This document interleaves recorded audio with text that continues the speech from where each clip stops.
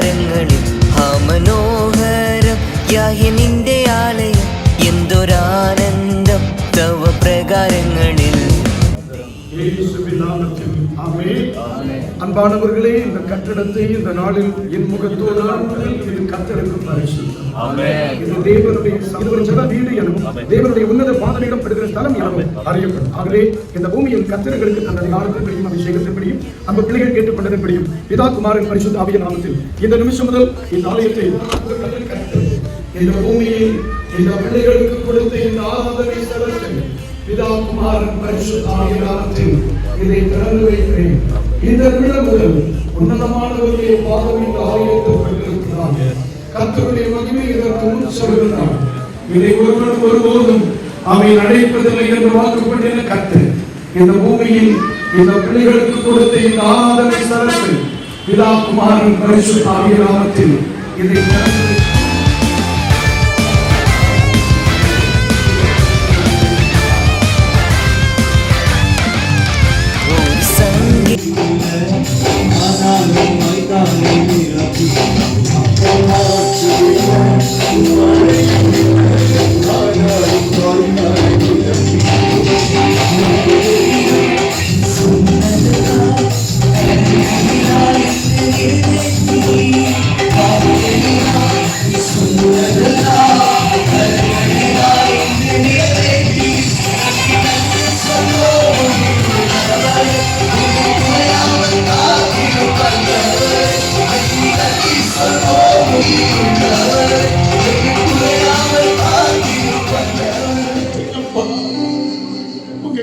எப்பொழுதும் இருக்கும்.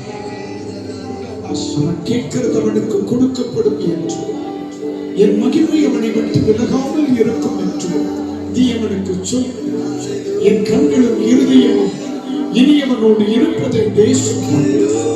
ஊழியத்திலே ஒரு மிகப்பெரிய புரட்சியை நான் கட்டளையிடுவேன்.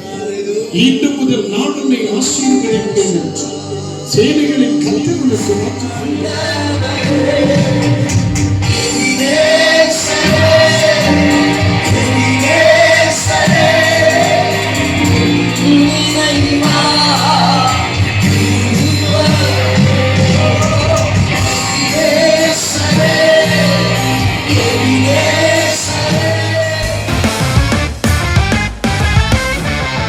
ഞങ്ങൾ പാർത്തിയിടും നിത്യം നിന്റെ ആലയം. ഞങ്ങൾ ശക്തരാം എന്നും നിന്റെ ശക്തിയാ. ഞങ്ങൾ പാർത്തിയിടും നിത്യം നിന്റെ ആലയം.